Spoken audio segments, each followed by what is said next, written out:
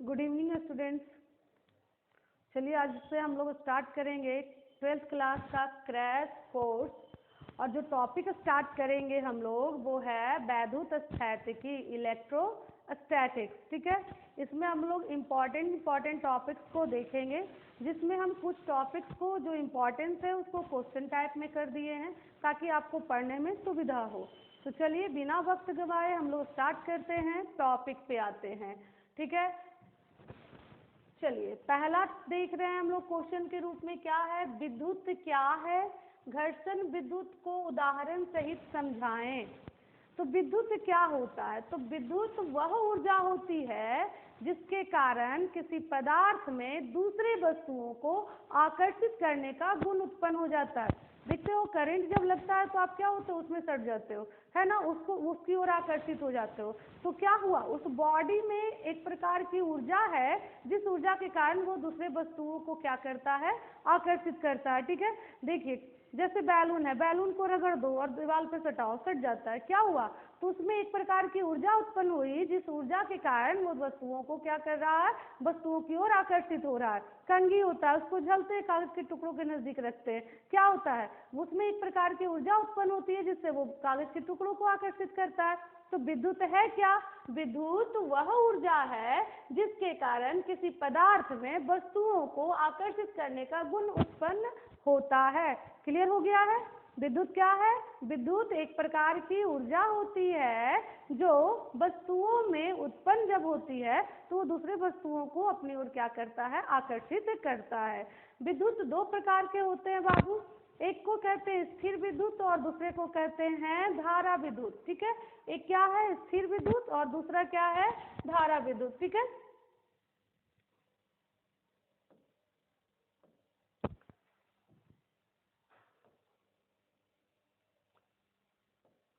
स्थिर विद्युत क्या होता है? स्थिर विद्युत नाम से है, स्थिर विद्युत मतलब किसी बॉडी में, विद्युत मतलब तो समझ रहे हो कि बॉडी में क्या उत्पन्न होना, ऊर्जा एक टाइप का उत्पन्न होना जिससे वो दूसरे वस्तुओं को आकर्षित करेगा। ठीक है, अब स्थिर मतलब वो जो विद्युत है वो प्रवाहित नहीं हो रहा है, वो बॉडी में उत्पन्न तो हुआ वो ऊर्जा, लेकिन वो स्टैटिक है, स्थिर है। जैसे कंघी को रगड़े आप, कंघी को झले आप और उसको नजदीक ले गए कागज के टुकड़े, तो क्या कागज और उसके बीच में आवेश प्रवाहित होने लगा? नहीं, कागज में जो चार्ज है वो वहाँ स्थिर है। ठीक है, जो कंघी में चार्ज है वो स्थिर है, लेकिन तब भी दोनों के बीच में एक स्थिर बल लगा और उसके कारण वो उसको क्या कर लिया, आकर्षित कर लिया।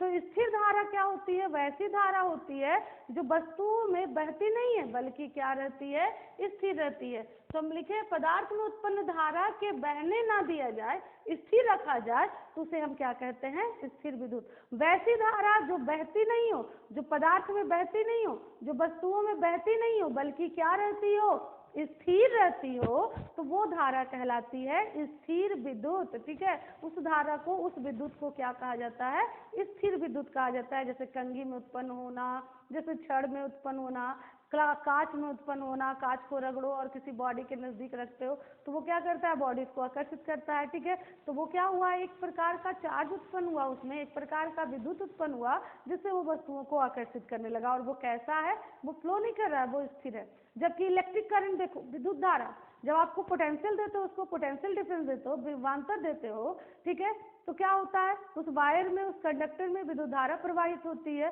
और विद्युत धारा प्रवाहित होती है तो उसे हम कैसी धारा कहते हैं, धारा विद्युत कहते हैं। तो पदार्थ में उत्पन्न धारा विद्युत को कैसे डिफाइन करोगे? पदार्थ में उत्पन्न धारा को बहने दिया जाए, स्थिर ना रखा जाए, तो वो धारा क्या कहलाती है, कौन सी धारा, धारा विद्युत कहलाती। सिंपल है, जो धारा बहेगी उसको कहेंगे धारा विद्युत, जो स्थिर रहेगी उसको कहेंगे स्थिर विद्युत। हाँ, स्थिर विद्युत का उत्पन्न होने का क्या क्या उदाहरण होगा, कंघी की में उत्पन्न आवेश, कंघी में उत्पन्न विद्युत धारा, विद्युत, कांच में उत्पन्न विद्युत, ये सब स्टैटिक का क्या होगा, उदाहरण होगा। जबकि धारा विद्युत मतलब क्या हुआ, जैसे चालक तार में विद्युत धारा का बहना, चालक तार में विद्युत धारा का बहना, ये क्या है बाबू, धारा विद्युत है। ठीक है, तो हम लोग क्लियर समझ गए विद्युत क्या है, और दो टाइप के हो गए, स्थिर और धारा। चलिए आगे चलते हैं अगले।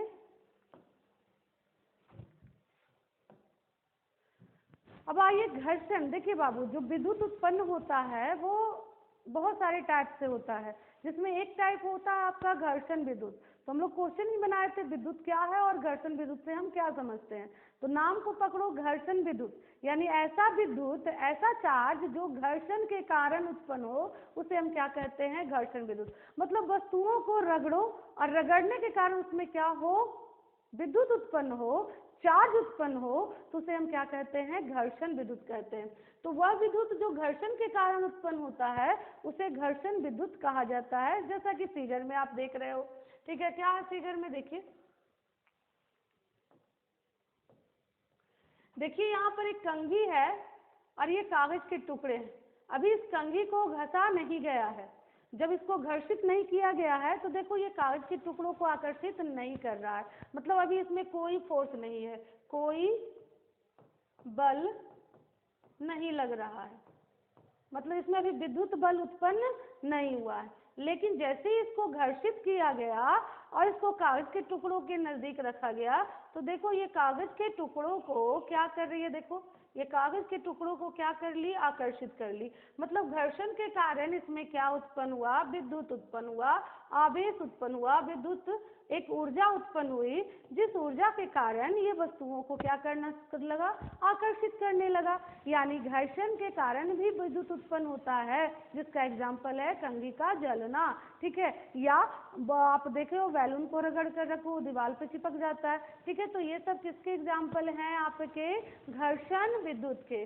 उदाहरण यही हम लिखे हैं कि जब हम सूखे बालों को लगातार कंघी को घुमाते हैं तो बालों व कंघी के मध्य घर्षण होता है, जिससे कंघी में आवेशित होता है कंघी और हल्की वस्तुओं को अपनी ओर आकर्षित करता है। ठीक है, क्योंकि कंघी में बहुत ज्यादा चार्ज उत्पन्न नहीं होता है तो वो बहुत छोटे छोटे पार्टिकल्स को क्या करता है, आकर्षित करता है अपनी ओर। क्लियर।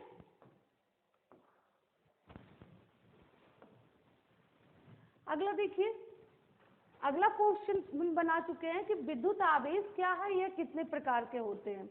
तो विद्युत आवेश क्या है बाबू, विद्युत आवेश एक भौतिक राशि होती है जो वस्तुओं में उत्पन्न होती है, यह एक प्रकार की ऊर्जा होती है। देखो अभी हम बोले कि कंघी को हम सूखे बालों पर झले नहीं थे और ऐसे ही रखे थे तो वो कागज के टुकड़ों को आकर्षित नहीं कर रहा था, लेकिन जब उसको जला गया और कागज के टुकड़ों के नजदीक रखा गया तो वो टुकड़ों को क्या करने लगा, आकर्षित करने लगा। यानी कि घर्षण के कारण उस वस्तु में पहले कुछ नहीं था, मतलब समझ रहे हो ना कि पहले इसमें कोई एनर्जी नहीं थी। अगर एनर्जी रहती तो पहले ही कागज के टुकड़ों को आकर्षित कर लेता, लेकिन आकर्षित नहीं कर रहा है। कब किया, जब उसको घर्षित किए। मतलब घर्षण के कारण वस्तु में एक प्रकार की ऊर्जा उत्पन्न हुई, जिस ऊर्जा के कारण वो अपने नजदीक रखे वस्तुओं पर बल लगाना शुरू कर दिया, उसको आकर्षित करना शुरू कर दिया। तो विद्युत आवेश उसी को क्या कहा गया, आवेश। देखते हो खाते नहीं हो, जब भूखे रहते हो तो कहते हो अरे हम डिस्चार्ज हुए हैं, अभी हम से कोई काम नहीं होगा। जब खाना खा लेते हो तो कहते हो हाँ चार्ज हो गए, अब बोलो क्या करना है। तो हम लोग खाना के रूप में खाते हैं तो क्या लेते हैं, एनर्जी लेते हैं। बिल्कुल पदार्थ में भी जब उसे घर्षित किया जाता है या किसी और विधि द्वारा, जब उसको क्या किया जाता है, रगड़ के या किसी विधि द्वारा क्या करते हैं, एक प्रकार का उसमें ऊर्जा देते हैं, तो वो उस ऊर्जा के कारण वस्तुओं को क्या करना शुरू कर देता है, आकर्षित करना शुरू कर देता है। ठीक है, चाहे वो उसका सिंपल एग्जांपल है घर्षण के कारण, घर्षण के द्वारा उत्पन्न करते हैं। तो विद्युत आवेश क्या कहते हैं, विद्युत आवेश को कैसे डिफाइन करोगे, तो विद्युत आवेश वह भौतिक राशि है जो वस्तुओं में घर्षण के कारण या किसी विधि द्वारा क्या होता है, उत्पन्न एक प्रकार की ऊर्जा होती है, जिससे वह अपने नजदीक रखे वस्तुओं को क्या करता है, आकर्षित विकर्षित करता है, बल लगाता है। ठीक है, तो विद्युत आवेश हम डिफाइन किए। विद्युत आवेश एक प्रकार की भौतिक राशि होती है जो किसी वस्तु में उत्पन्न वो ऊर्जा होती है जिसे अर्जित कर लेने पर, और कैसे अर्जित करेंगे तो उसका एक सिंपल मेथड हम बताए कि घर्षण करो तो बॉडी में एनर्जी आती है, जिसके कारण वो वस्तुओं पर क्या लगाता है, फोर्स लगाता है। तो जिसको अर्जित करने पर घर्षित करके अर्जित कर सकते हो। और भी विधि होता है, चालन विधि द्वारा, संवहन विधि द्वारा। ठीक है, और बहुत सारा विधि होता है जिसके द्वारा, प्रेरण विधि द्वारा हम चार्ज को क्या कर लेते हैं, उत्पन्न कर लेते हैं। ठीक है, तो जब वस्तु पर वो उत्पन्न होता है क्या, एक प्रकार की ऊर्जा अर्जित कर लेता है तो वो पदार्थों आवेशित होता है तथा उसमें विद्युतीय गुण प्रदर्शित करने की क्षमता आ जाती है। वो वस्तुओं को आकर्षित और क्या करता है, विकर्षित करता है, जैसे विद्युत आवेश कहते हैं। ठीक है, क्लियर हो रहा है। तो विद्युत आवेश क्या है, वस्तु में उत्पन्न वो ऊर्जा है जिसको अर्जित अगर कर लिया, अगर वो ऊर्जा ले लिया है, वो ऊर्जा उसको प्राप्त हो गई है, तो वो अपने नजदीक रखे वस्तुओं पर विद्युतीय गुण प्रकट करना शुरू कर देता है, उसको आकर्षित या विकर्षित करना शुरू कर देता है। ठीक है, तो वो क्या कहलाता है, विद्युत आवेश कहलाता है। ठीक है, कोई भी है सिंपल भाषा में विद्युत आवेश अपने आप पे रख के देखो, अरे आवेश मतलब क्या होना, चार्ज होना, एनर्जी आ जाना, यानी विद्युत आवेश है मतलब क्या हो रहा है, किसी बॉडी में चार्ज की एनर्जी आ रही है जिसके कारण वो विद्युतीय गुण प्रकट करेगा और बस में नजदीक रखे वस्तुओं को आकर्षित या विकर्षित करेगा। ठीक है, तो चार्ज को क्या से डिनोट किया जाता है बाबू, चार्ज को डिनोट किया जाता है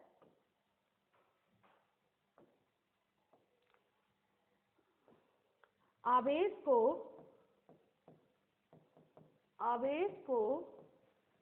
Q से सूचित किया जाता है, जिसका SI यूनिट जो होता है, चार्ज का SI यूनिट जो होता है बाबू, कौन सा यूनिट, SI यूनिट जो होता है चार्ज का, वो कूलाम होता है। क्या होता है बाबू, कूलाम होता है। यहाँ पर लिख दिया गया है चार्ज का SI यूनिट कूलाम होता है और चार्ज का फॉर्मूला Q = IT होता है, जहाँ I करंट है और T क्या है, टाइम है। तो करंट के डायमेंशन को A से और टाइम के डायमेंशन को T से डिनोट करते हैं। तो चार्ज का ऐसा यूनिट कूलाम हो गया, चार्ज क्या हुआ, वस्तु में उत्पन्न वो ऊर्जा हुआ जिसके कारण वो विद्युतीय गुण को प्रकट करेगा और वस्तुओं को आकर्षित या विकर्षित करेगा। ठीक है, चार्ज का क्या यूनिट हुआ, चार्ज का यूनिट कूलाम हुआ और चार्ज का डायमेंशन क्या हुआ, AT। चार्ज कैसी राशि क्वांटिटी होती है बाबू, तो ध्यान रखना है चार्ज जो होता है वो स्केलर होता है, स्केलर होता है, स्केलर क्वांटिटी होता है। चार्ज अदिश राशि होती है, ध्यान रखना आपको, चार्ज कैसी राशि होती है, अदिश राशि होती है। ठीक है, क्यों अदिश होती है, क्योंकि जब इसको आप उत्पन्न होता है तो पूरे बॉडी पे उत्पन्न हो रहा है जिसका कोई डायरेक्शन नहीं है। ठीक है, इसलिए चार्ज कैसी क्वांटिटी है, अदिश राशि है। क्लियर हो गया यहाँ तक। चलिए, चार्ज जो उत्पन्न होता है बाबू, तो चार्ज दो टाइप का उत्पन्न होता है, एक पॉजिटिव चार्ज, एक नेगेटिव चार्ज, जैसा कि फिगर में दिखाया गया है। ये देखो एक न्यूट्रल बॉडी है, ये क्या है, एक न्यूट्रल बॉडी है, उदासीन परमाणु है, उदासीन परमाणु है और इस परमाणु से इलेक्ट्रॉन लॉस हुआ, त्याग किया गया, किसका, इलेक्ट्रॉन का, तो उस पर पॉजिटिव चार्ज जनरेट होगा। अगर वो इलेक्ट्रॉन का क्या करेगा, ग्रहण करेगा इलेक्ट्रॉन को, किसको ग्रहण करेगा, इलेक्ट्रॉन को, तो उस पर क्या जनरेट होगा, निगेटिव चार्ज जनरेट होगा। तो अगर ग्रहण करता है तो निगेटिव आएगा, अगर एक्सेप्ट करता है मतलब लॉस करता है अगर इलेक्ट्रॉन को तो पॉजिटिव, और ग्रहण करता है, गेन करता है तो उस पर निगेटिव चार्ज जनरेट होगा। तो कोई न्यूट्रल बॉडी पर दो टाइप के चार्ज जनरेट होते हैं। ठीक है, एक पॉजिटिव और दूसरा निगेटिव। पॉजिटिव कब जनरेट होता है, जब वो लॉस करता है। देखो बाबू, आप लोग पहले से भी जान रहे हो ये चीज कि अगर कोई बॉडी इलेक्ट्रॉन का लॉस करता है तो इलेक्ट्रॉन निगेटिव होता है, और निगेटिव लॉस होता है तो उसके जगह पर क्या आता है, पॉजिटिव आता है। तो जितना इलेक्ट्रॉन निकालेगा कोई बॉडी, कैसे निकालेगा, जैसे तुम रगड़े बॉडी को तो कोई एक क्या किया, दोनों के बीच में घर्षण हुआ तो कोई एक इलेक्ट्रॉन का त्याग करता है, कोई एक इलेक्ट्रॉन को गेन करता है। जो गेन किया, ध्यान दो, गेन मतलब लिया, खाया, तो खाया क्या, इलेक्ट्रॉन। इलेक्ट्रॉन है क्या, निगेटिव। जब निगेटिव को वो ले रहा है तो उसके अंदर क्या आ रहा है, निगेटिव आ रहा है। नहीं कहते हो तुम निगेटिव के साथ रहते हो, मतलब ऐसे लोगों के साथ रहते हो जिसका सोच निगेटिव है तो तुम्हारे माइंड में निगेटिव जा रहा है। तो बिल्कुल इसी तरह से ये क्या ले रहा है, इलेक्ट्रॉन ले रहा है, इलेक्ट्रॉन क्या है, निगेटिव है, तो उसके अंदर क्या आएगा, निगेटिव आएगा। तो हम कहेंगे कि गेन कर रहा है इलेक्ट्रॉन को, ले रहा है इलेक्ट्रॉन को, तो बताओ उस बॉडी में क्या जनरेट हो रहा है, तो कहोगे निगेटिव ले रहा है, निगेटिव जनरेट होगा। हम कहेंगे लॉस कर रहा है, निकाल रहा है इलेक्ट्रॉन का, त्याग कर रहा है इलेक्ट्रॉन का, तो कहोगे वो निगेटिव को त्याग कर रहा है तो उसके अंदर निगेटिव खत्म हो रहा है, और निगेटिव जब खत्म होता है तो उसकी जगह पर क्या आता है, पॉजिटिव। तो लॉस करेगा तो बॉडी पर क्या जनरेट होगा, पॉजिटिव चार्ज, और गेन करेगा तो गेन क्या करेगा, इलेक्ट्रॉन। लॉस करेगा भी तो इलेक्ट्रॉन, गेन करेगा भी तो इलेक्ट्रॉन। तो इलेक्ट्रॉन लॉस किया तो पॉजिटिव, गेन किया मतलब लिया तो निगेटिव लिया तो निगेटिव चार्ज जनरेट होगा। क्लियर है, ठीक है। चलो तो चार्ज हम लोग समझ गए कि चार्ज कैसी क्वांटिटी हो गई, स्केलर क्वांटिटी हो गई, चार्ज का यूनिट क्या हो गया, कूलाम हो गया। और चार्ज जो होता है दो टाइप के हो गए, एक पॉजिटिव और एक निगेटिव। पॉजिटिव कब होगा, जब वो इलेक्ट्रॉन का लॉस करेगा। निगेटिव कब होगा बॉडी, जब वो इलेक्ट्रॉन लेगा तो निगेटिव अंदर जाएगा, निगेटिव अंदर जाएगा तो वो निगेटिव दिखेगा। ठीक है, चलो वही यहाँ पर लिखा गया है। आवेश दो प्रकार के होते हैं, फटाफट देख लेते हैं, इसको पढ़ लो। आवेश दो प्रकार के होते हैं, एक धनात्मक आवेश और एक क्या हो गया,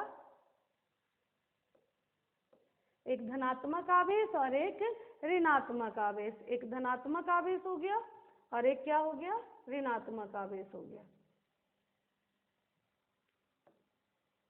ठीक है, एक धनात्मक आवेश हो गया और एक क्या हो गया आपका, ऋणात्मक आवेश हो गया। एक मिनट,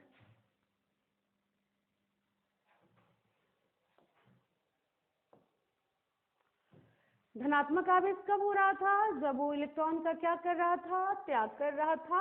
और ऋणात्मक आवेश कब उत्पन्न हो रहा था, जब वो इलेक्ट्रॉन का क्या कर रहा था, गेन कर रहा था, है ना। तो वही चीज यहाँ पर लिखाया गया है। जरा सा एक मिनट,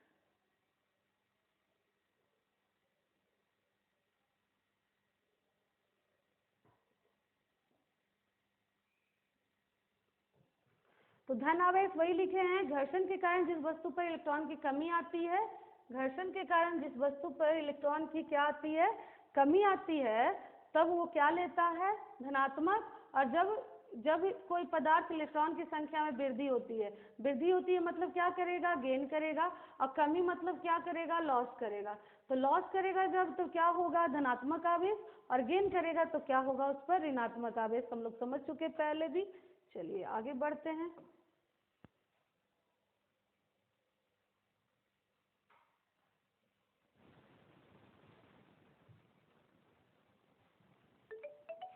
अब देखिए, आवेश के मध्य लगने वाला बल। अब आप लोग जानते हो कि ये तो हम लोग समझ चुके हैं कि चार्ज कितने टाइप के होते हैं बाबू, दो टाइप के होते हैं, एक पॉजिटिव और एक निगेटिव है। ये भी क्लियर हम लोग को हो गया कि पॉजिटिव कब होगा, जब इलेक्ट्रॉन का लॉस करता है कोई न्यूट्रल बॉडी। और जब कोई न्यूट्रल बॉडी, कोई उदासीन वस्तु इलेक्ट्रॉन त्याग करेगा तो उस पर पॉजिटिव होगा, गेन करेगा तो निगेटिव होगा। अब जब देखिए, तो पॉजिटिव निगेटिव जब चार्ज जनरेट होगा तो हम लोग ये देखें कि जब वस्तु चार्ज होता है, जब वस्तु में चार्ज उत्पन्न होता है तो वो दूसरे वस्तुओं को आकर्षित या विकर्षित करती है। तो अब देखिए, आप चार्ज हम लोग देख भी चुके कि कितने टाइप के उत्पन्न हो रहे हैं, दो टाइप का, एक पॉजिटिव और दूसरा निगेटिव। तो कब वो आकर्षित करेगा वस्तुओं को, कब वो विकर्षित करेगा वस्तुओं को। तो देखिए, ध्यान रखना है कि समान आवेशों में क्या होता है, विकर्षण होता है। समान आवेशों में क्या होता है, विकर्षण होता है। ठीक है, समान आवेशों में विकर्षण होता है। जैसे प्लस प्लस को अगर नजदीक लाते हो तो एक दूसरे को विकर्षित करेगा,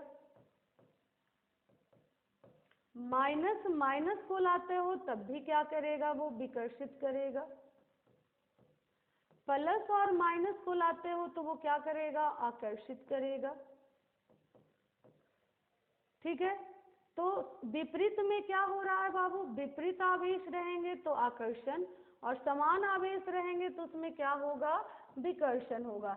समान आवेशों में क्या होता है, विकर्षण, और विपरीत आवेशों में क्या होता है, अट्रैक्शन होता है। ठीक है, जैसे एग्जाम्पल वही है ना कि कोई अगर मान लो कि लड़का से कोई लड़का कॉपी मांग रहा है तो कहता है नहीं है मेरे पास, ठीक है, उसको नहीं देता है। लेकिन अगर कोई लड़की कॉपी मांग ले लड़के से, तो अगर उसको लिखा हुआ भी नहीं रहेगा तो वो रात भर लिखता है, जाग जाग के उसके बाद देता है। मतलब जान रहे हो कि एक गर्ल्स है एक बॉयज है, मतलब अपोजिट पोल है, अपोजिट चार्ज है, तो दोनों में क्या हो रहा है, अट्रैक्शन हो रहा है। तो ध्यान रखना है, अपोजिट में क्या होता है, अट्रैक्शन, और सेम में क्या होता है, रिपल्सन होता है। यहाँ पर हम फिगर में दिखा चुके हैं, देखो माइनस माइनस है, क्या करेगा, विकर्षित करेगा। प्लस प्लस है, क्या करेगा, विकर्षित करेगा। देखो कोई चार्ज नहीं है तो न्यूट्रल है, उदासीन है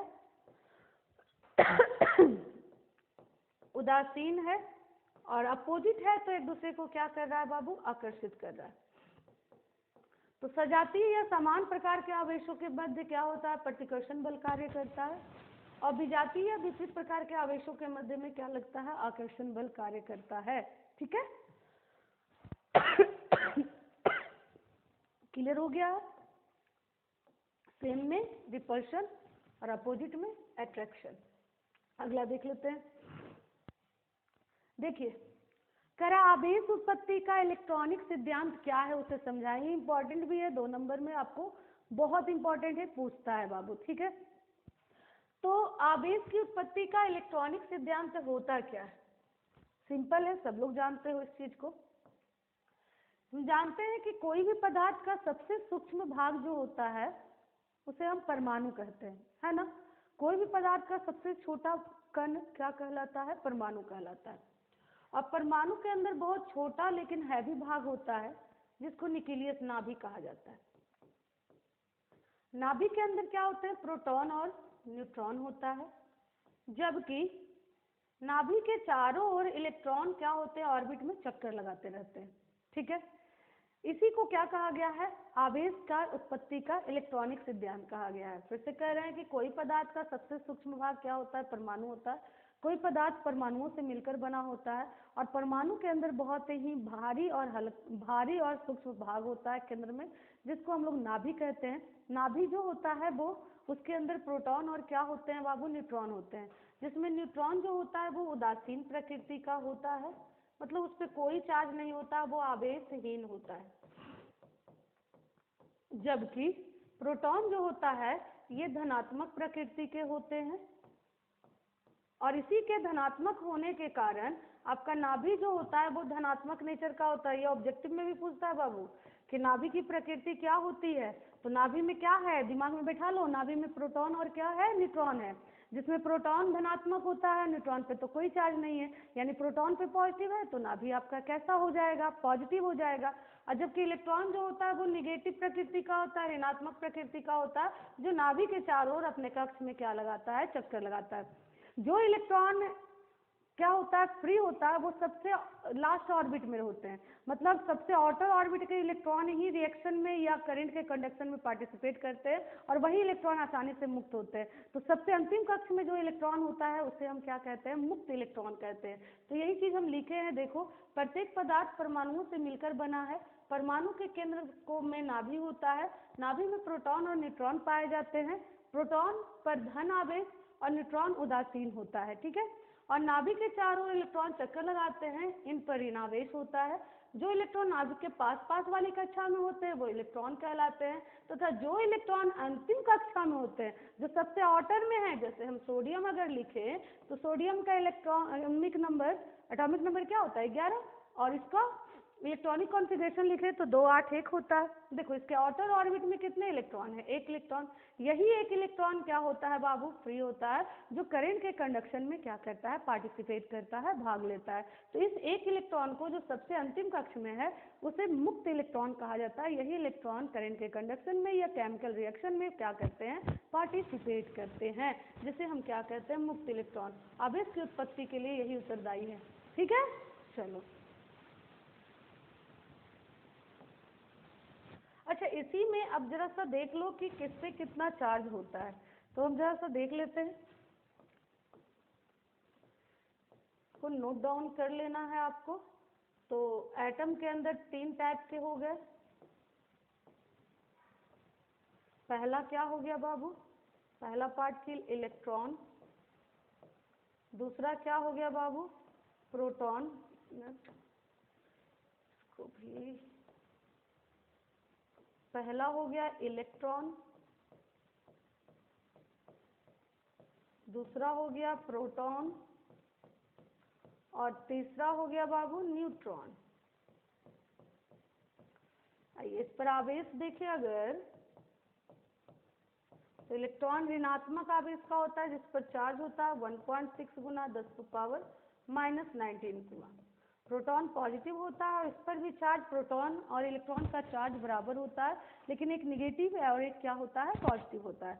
इलेक्ट्रॉन हम लोग जान गए निगेटिव होता है और प्रोटॉन क्या होता है? पॉजिटिव होता है। तो 1.6 गुना 10⁻⁻19 गुना, दोनों पे चार्ज सेम होगा, लेकिन इलेक्ट्रॉन निगेटिव होगा और प्रोटॉन पॉजिटिव होगा। जबकि न्यूट्रल होता है न्यूट्रॉन। न्यूट्रॉन किस शब्द से बना है? न्यूट्रल शब्द से बना है, जिसका चार्ज क्या होता है? शून्य होता है। न्यूट्रल मतलब उदासीन होता है। आइए अगर इसका द्रव्यमान देखें हम, तो इलेक्ट्रॉन सबसे हल्का पार्टिकल होता है, इसलिए तो ये ऑर्बिट में घूमता रहता है, ठीक है, जिसका द्रव्यमान होता है 9.1 इंटू 10⁻³ kg। प्रोटॉन पर होता है 1.672 इंटू 10⁻27 kg और न्यूट्रॉन पर होता है 1.675 इंटू 10⁻27 kg। ठीक है, ये इसका मास होता है। एक चीज नोट कर लेना है एकदम ध्यान से, क्या नोट करना है? नोट कर लेना है कि परमाणु उदासीन होते हैं। परमाणु कैसे होते हैं? उदासीन होते हैं। क्यों? क्योंकि उसमें नंबर ऑफ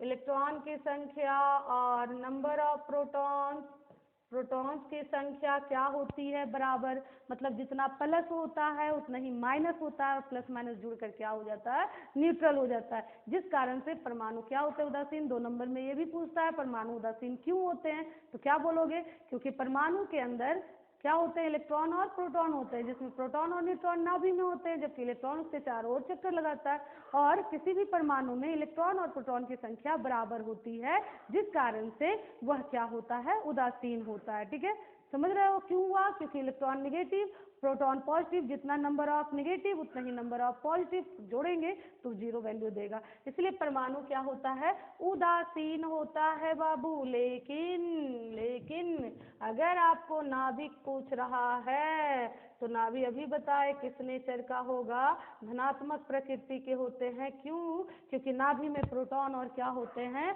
न्यूट्रॉन होते हैं और न्यूट्रॉन पे कोई चार्ज नहीं होता, इसीलिए नाभि में केवल प्रोटॉन के चार्ज के कारण वो किस नेचर का होता है? पॉजिटिव नेचर का होता है।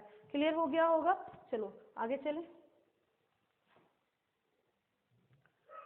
देखो, चार्ज विद्युत आवेश तो हम लोग पढ़ चुके।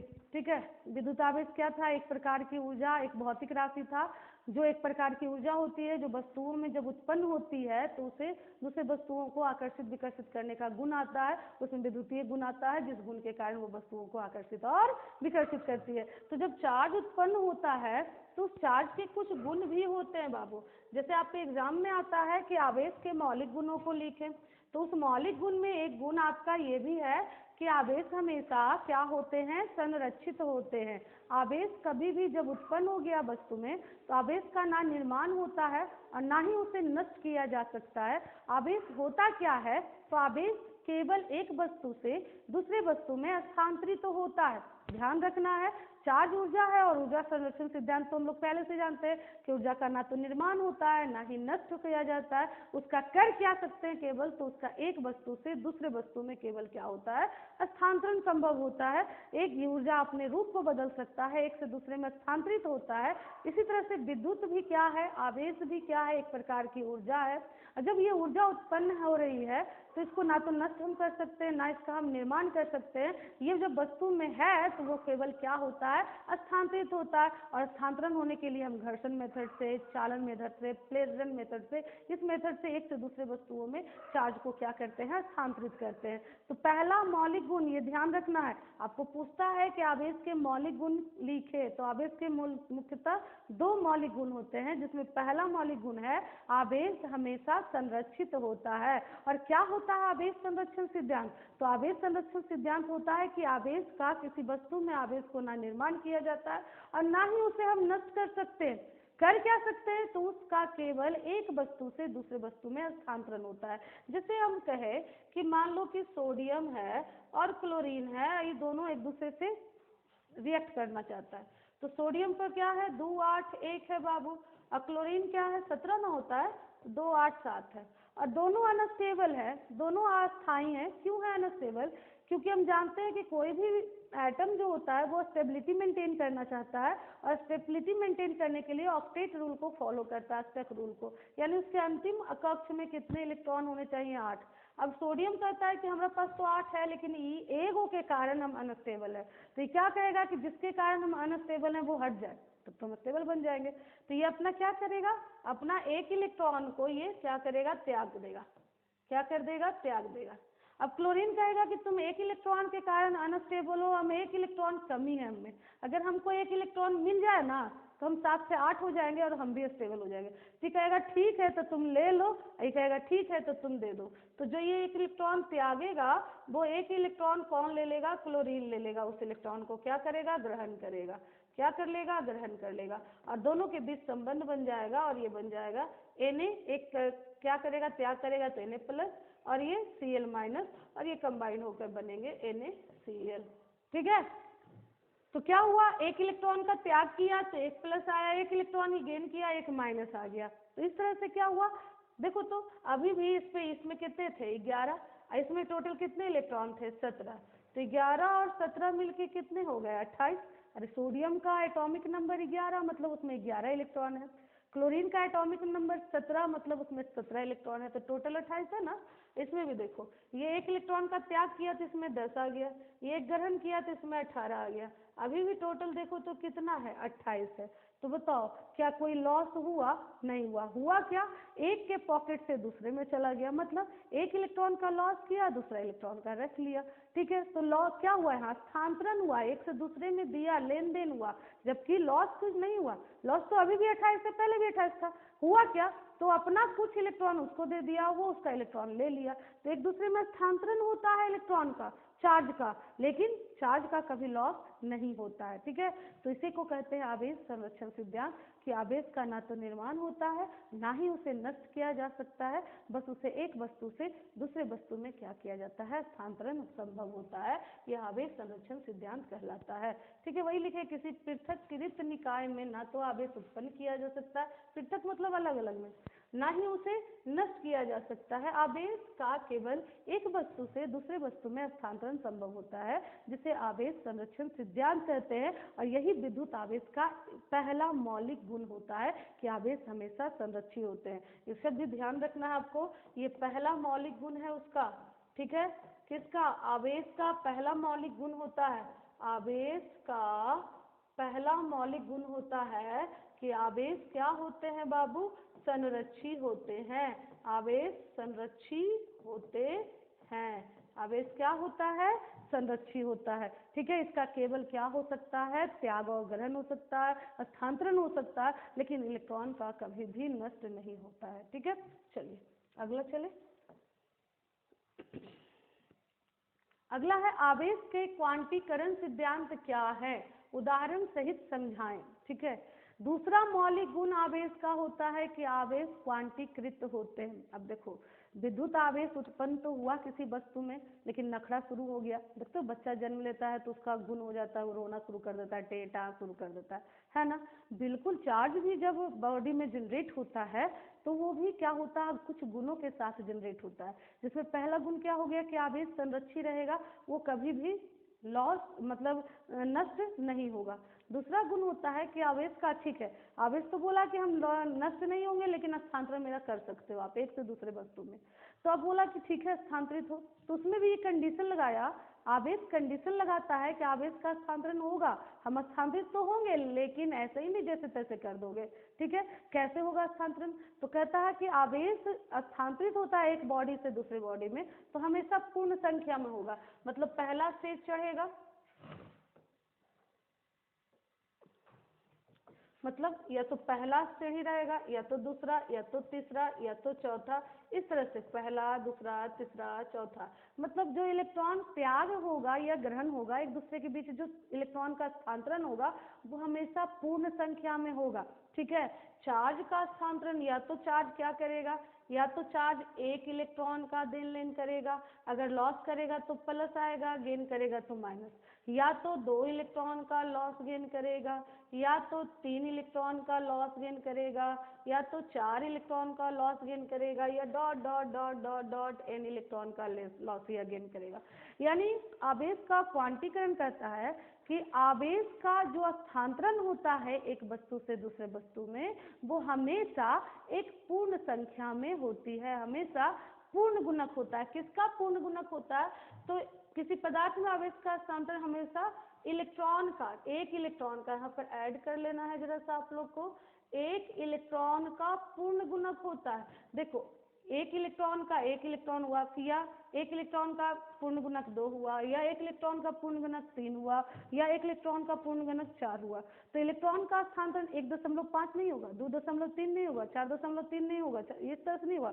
दशमलव में भिन्न में इलेक्ट्रॉन का स्थानांतरण नहीं होता। चार्ज जब जनरेट है बॉडी में, वो है कि इलेक्ट्रॉन स्थानांतरित करेगा, चार्ज क्या होगा, एक से दूसरे बॉडी में जनरेट होगा इलेक्ट्रॉन के स्थानांतरण में, लेकिन इलेक्ट्रॉन का कंडीशन होता है कि वो जब भी स्थानांतरित होगा हमेशा पूर्ण संख्या में होगा। यानी आवेश का स्थानांतरण दशमलव में भिन्न में संभव नहीं होता है, वो हमेशा पूर्ण संख्या में स्थानांतरण होता है, जिसे हम आवेश का क्वांटीकरण कहते हैं। और ये आवेश का क्या है, दूसरा मौलिक गुण है। आवेश का दूसरा मौलिक गुण क्या है, आवेश का ये दूसरा क्या है बाबू, मूल गुण है, मौलिक गुण है।